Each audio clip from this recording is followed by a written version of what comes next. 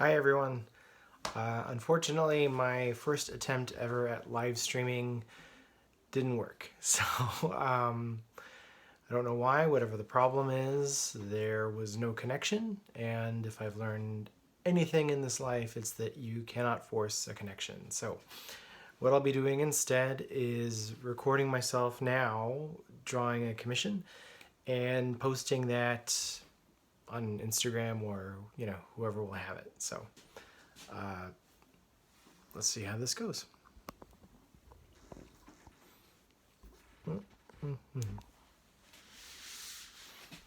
Okay.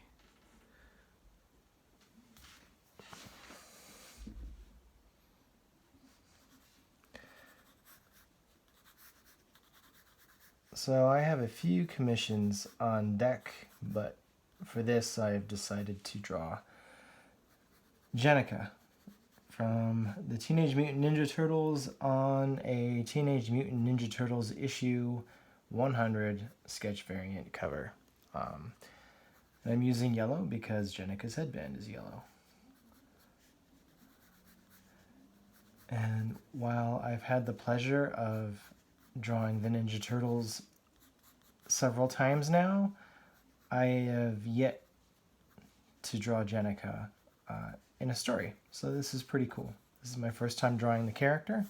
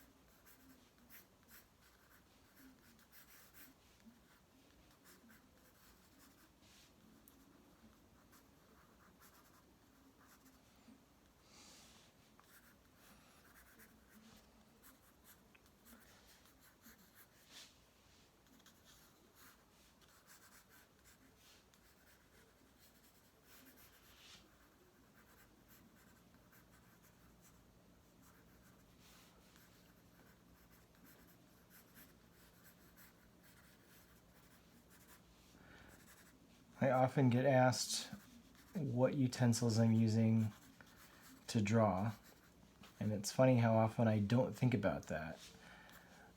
I usually just grab whatever's nearest by.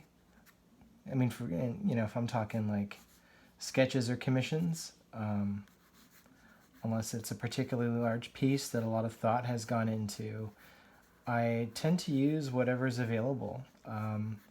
And when I'm just sketching or doing commissions, that's usually when I'm the closest I'm usually getting to drawing for fun. So, a bit of improvisation makes it more exciting, I guess, because when it comes to covers and pages, I sweat it a lot more.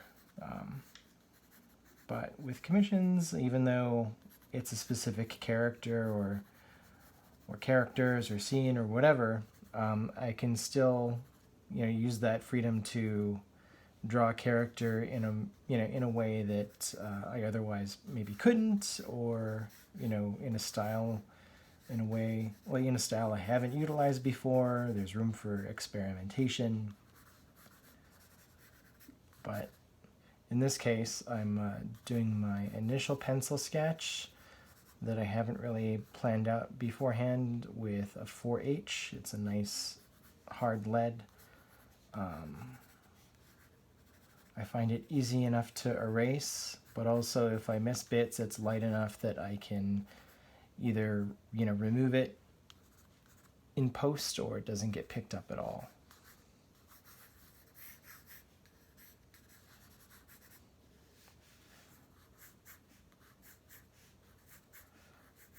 Jennika has 4 blades, so she's got kind of like, in my mind anyway, this Wolverine quality to the way she might pose or handle herself.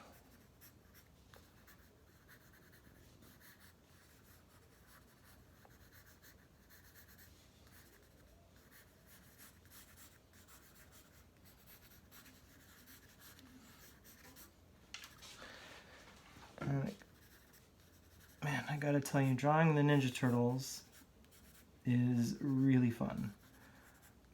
I highly recommend it to anybody who gets the opportunity.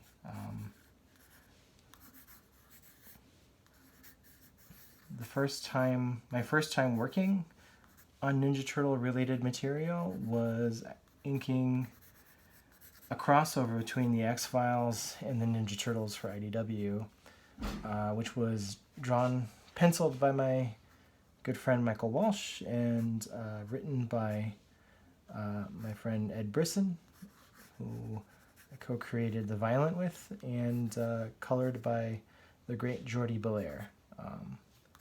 So it was a really fun assignment. I grew up loving both the X-Files and the Ninja Turtles, so it was kind of a dream gig. And then after that, I got to do some covers. Another crossover between the Turtles and the Ghostbusters. Which again was also like, as far as work goes, it was like opening up my toy box and pulling out some of my favorites.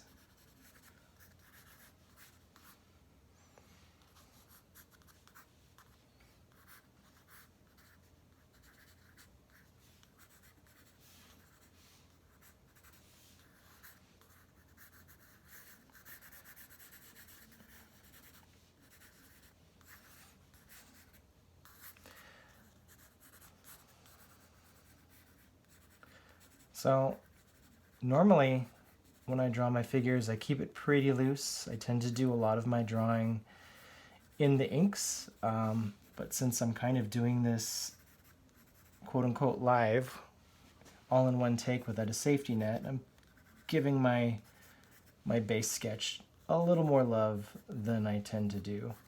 So I'm just, trying my best to work out the proportions and the pose itself. Also, I want to make sure that the whole figure fits within the cover here. So I'm just kind of figuring out this composition as I go along. I'm sure it shows.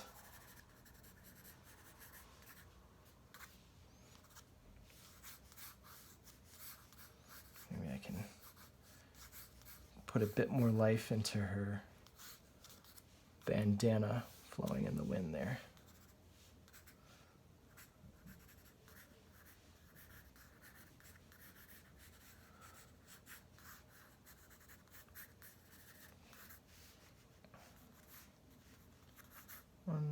One, two, three. Aha! There's 4 blades that are supposed to be on there.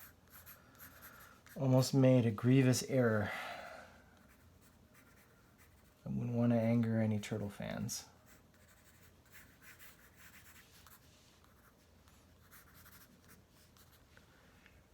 Okay. So my pencils are pretty much on.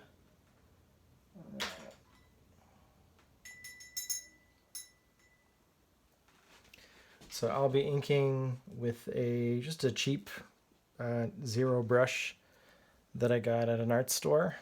I've been using this quite a bit lately, and I'm getting pretty comfortable with it. I started out inking with a lot of pens and then brush pens. Like I felt like I had to work my way up to brush inking. It was kind of intimidating at first, and then once I got in there, I got really comfortable with it, but I'd get into the state of mind where if I started with a brush, I'd have to do the whole thing with a brush, which is a weird mentality to get into. It's very limiting, but it's not the easy, when you're working with a brush, it's not the easiest thing to just put down and then pick up again. Brushes are temperamental and you gotta be patient with them.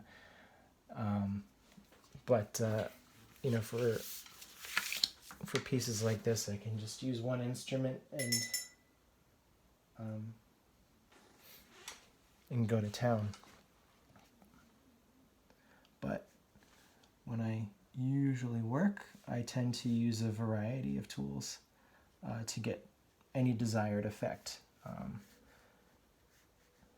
And so for any up-and-comers who are trying to find their comfort zones with different tools and such,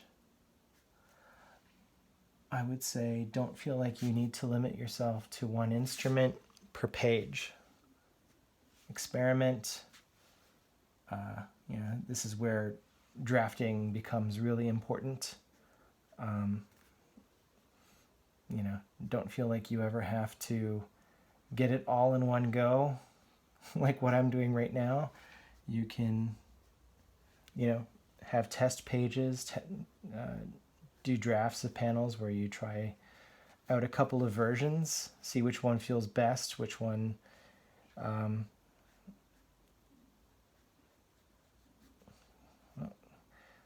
it beads a little bit. There's like a finish on this cover that keeps the ink from really settling in. It's partly why I don't usually enjoy drawing on many sketch covers.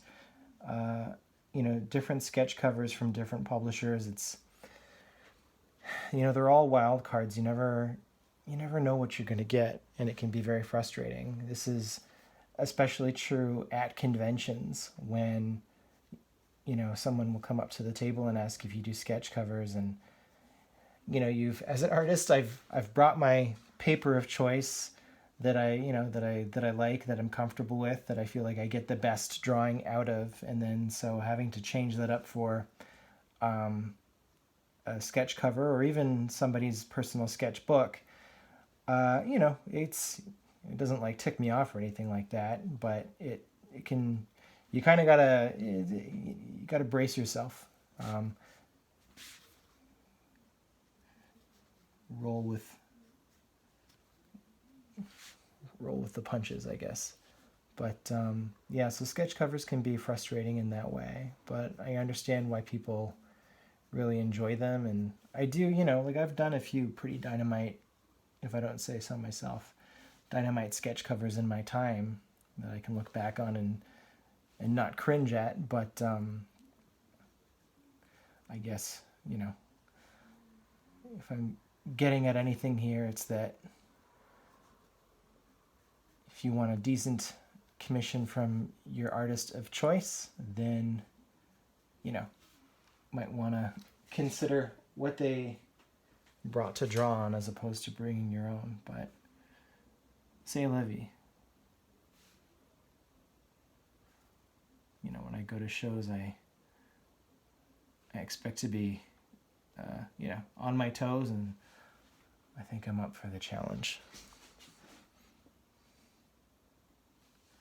I'm kind of riffing on some of the more technical aspects of Jennika's character design here because I've drawing this from memory.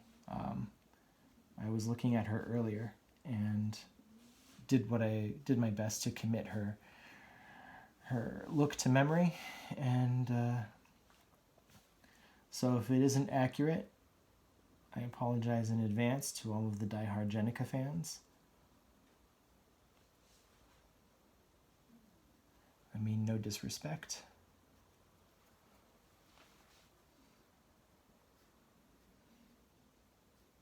I'm giving her some jagged claws here.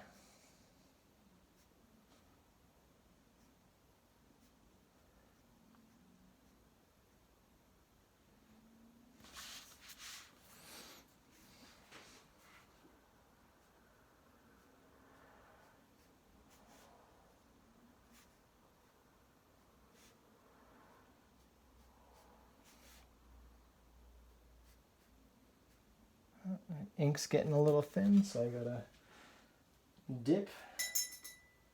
That tingling you hear is me tapping the brush on the outside of my little water well.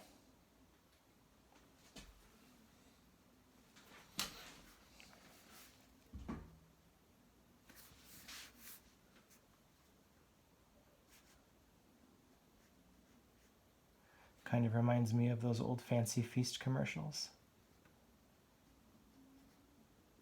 the Crystal Goblet and that Fancy Cat. I don't know if those still run. I don't really watch proper television anymore, but I'm assuming commercials still exist.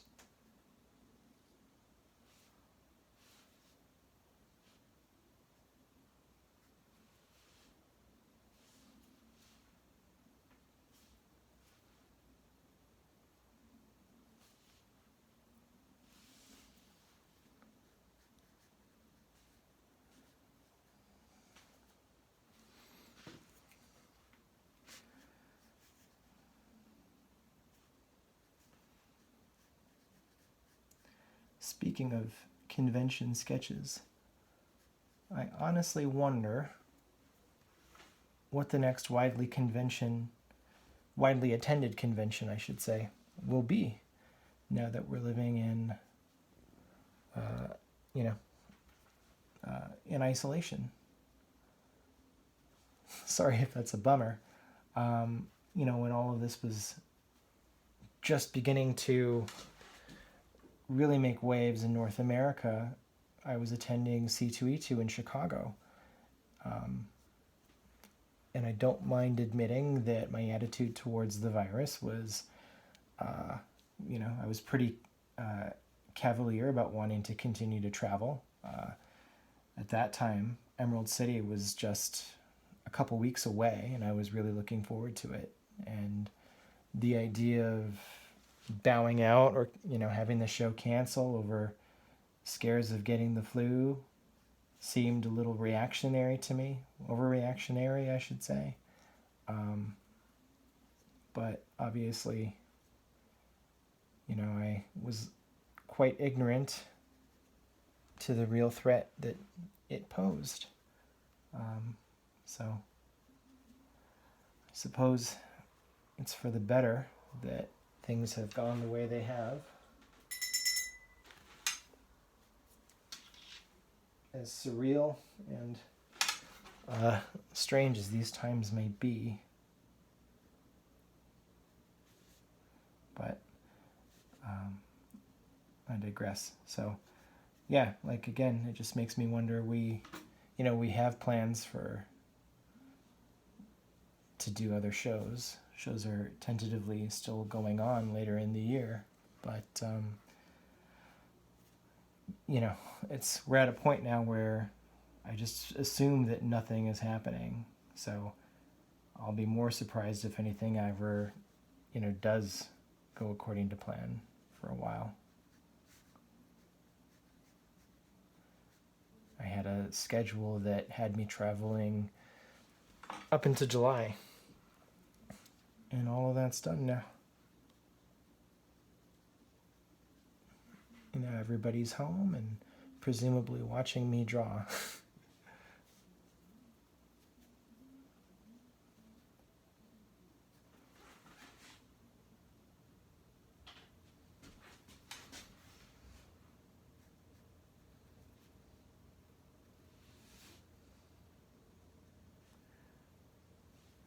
Normally when I take little recordings of myself drawing and post them to Instagram, I usually keep the sound off because I tend to swear, especially if I make mistakes. But I'm pretty proud of myself right now for A, not really making any mistakes. This is going pretty well, I must say. And B, just for not swearing in general, because I frankly love swearing. I'm certain I am not alone.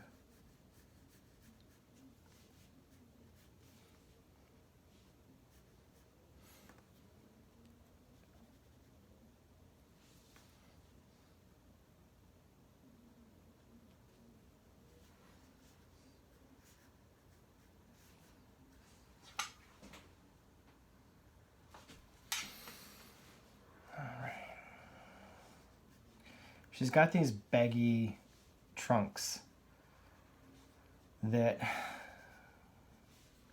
I guess the angle I chose makes it kind of tricky to render, I guess, the folds in her clothing, I trying to imagine them.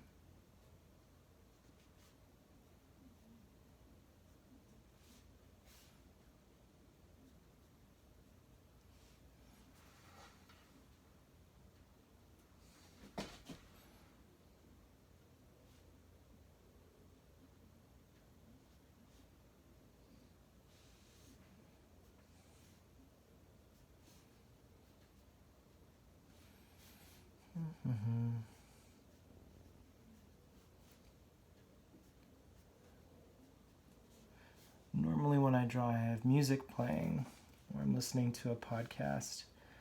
So drawing in silence is kind of strange.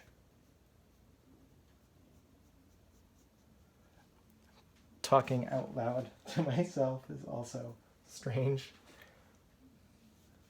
But what the hell?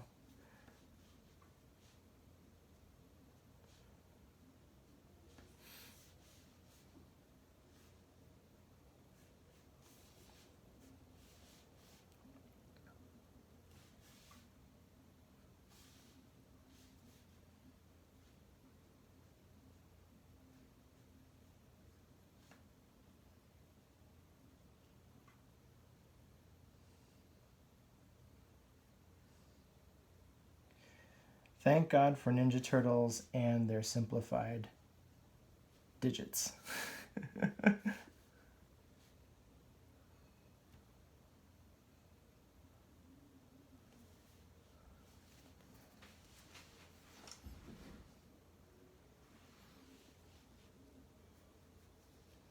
have to be careful because as I lean on this table, my drafting table, it's pushing backward. I normally have this fixed a little lower because I'm sitting down, but at present I'm standing up so that you viewers could get a decent angle.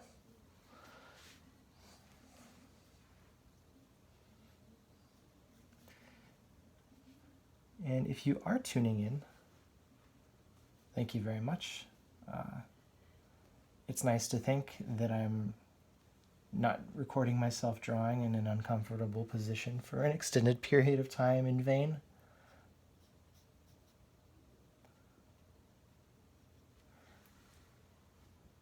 But if I am, that's okay too. I'm sure I deserved it.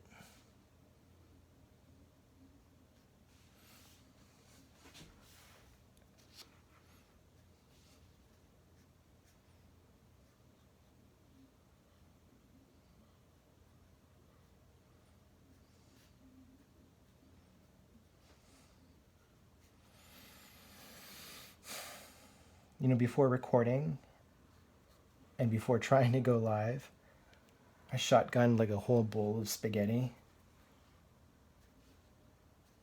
And I certainly feel like I've just shotgunned a whole bowl of spaghetti.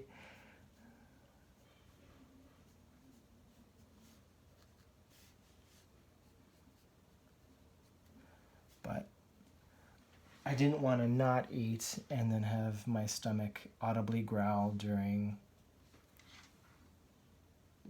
my entire performance.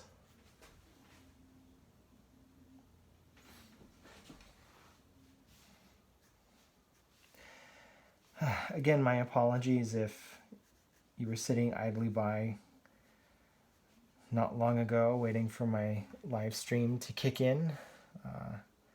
I'm sure there was some confusion.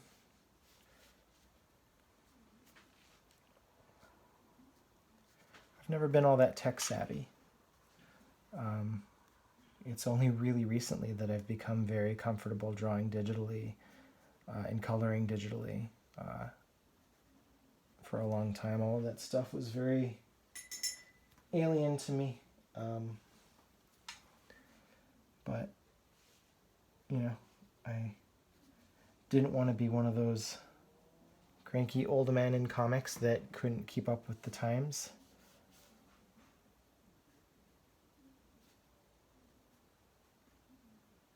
That beating. If you're ever working on these covers and you get this beating where the ink just isn't quite taking, you can kind of score it with an eraser. Roughs up the surface and gives the, takes the finish off and gives it some tooth so that your ink can get soaked up by the stock. I'm not doing that because I am a man on a mission.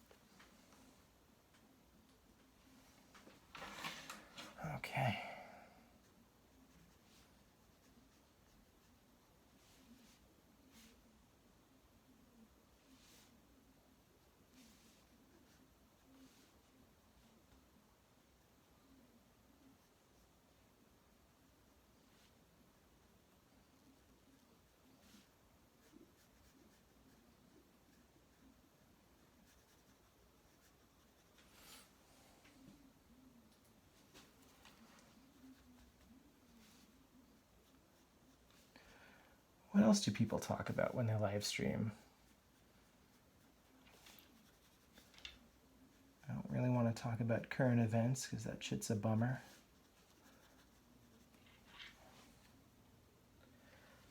Well, I mean, since I'm drawing Ninja Turtles, I thought recently about revisiting those movies. I used to own all three on VHS.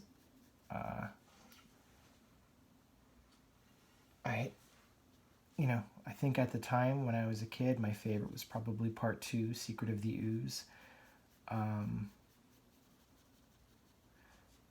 What I remember most about that movie was its opening credit sequence of people in New York eating pizza. As a kid, it was probably the most tantalizing thing I had ever seen. And when I would think of New York pizza, that's the pizza that I would think of.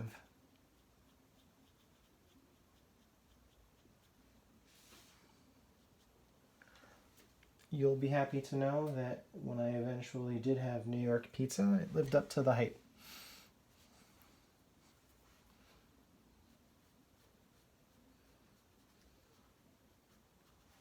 But speaking of New York, I would be remiss if I do not wish all of my friends and colleagues who are in New York the very best in safety and health. I have some very good friends who live there.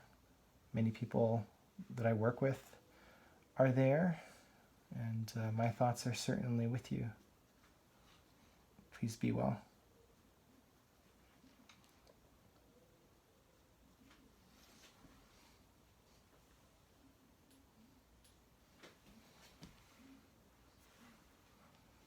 What's the time here? We're about a half hour in. Pretty cool.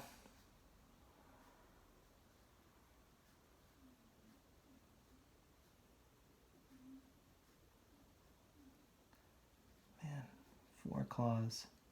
Reminds me of Ultimate X-Men when, like, I think it was the Return of Weapon X story arc, maybe the second story arc, where the secrets of Ultimate Wolverine's past are revealed. You had William Stryker, you had like Sabretooth and Juggernaut and Nightcrawler as part of like this Weapon X team. Oh, so awesome. Anyways, at one point in the finale of this thing, Wolverine is fighting Ultimate Sabretooth, and Ultimate Sabretooth pops these claws, and he's got 4 claws on each hand, and like one's busted up. This adamantium claw all busted up. It was pretty gnarly. I read most of that series initially anyway for free on Marvel.com when they were kind of trying to get people into reading their comics digitally, especially for free. So, not having much of a job, and I was somewhat young at the time. Reading comics for free on the computer was pretty okay with me, and Ultimate X-Men was usually up there, and it was pretty satisfying. There's this issue with just this sequence of Nightcrawler trying to escape the Weapon X program, and it was drawn by Adam Kubert, if I'm not mistaken, and it was just so excellent. Just pure action storytelling, the kind of stuff that Adam Kubert does so well.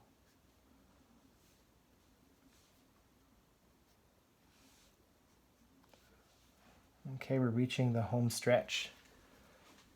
I have a tendency to do the heads and faces first because they're usually my favorite part. I like drawing portraits, and but I figure that I would do the hard stuff first. Earn my treat.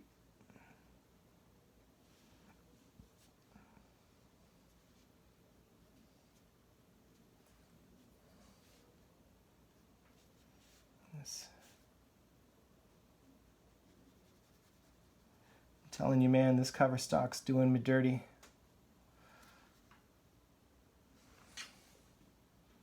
If I get some more ink on this bad boy.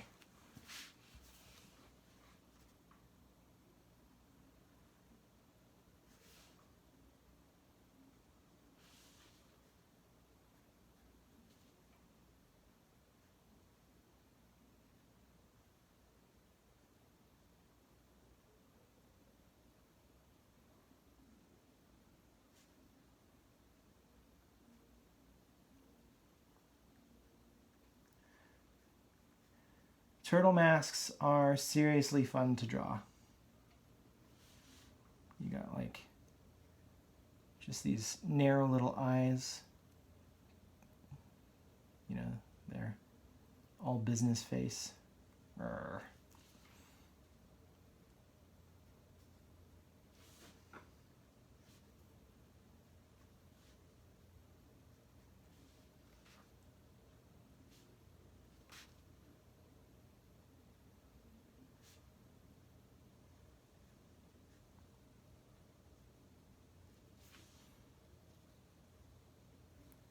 Whoa! I'm so sorry. My head was right in the way there.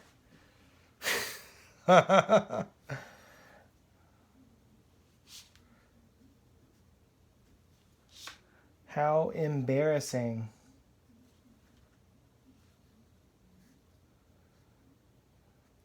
As you probably noticed from the jump, I am in dire need of a haircut. So my next video might be of myself cutting my hair. That will really take some courage.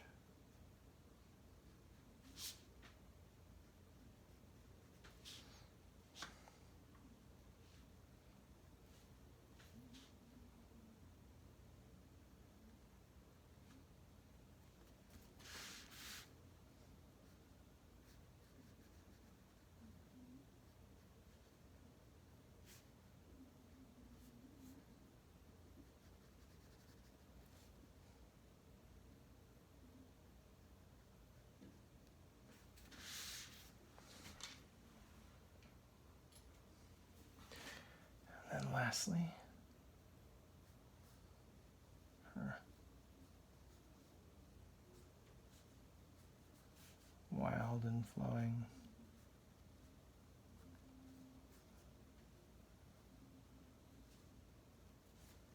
mask. And there we are. That's Jennika from the Teenage Mutant Ninja Turtles. All I gotta do is sign this bad boy. There we go. Okay. Well, thanks for tuning in. Very sorry about the technical difficulties. I'll give her a go at a later time when I figure out what the fuck went wrong. But in the meantime, you have yourselves a good night and a good Easter weekend. Bye-bye.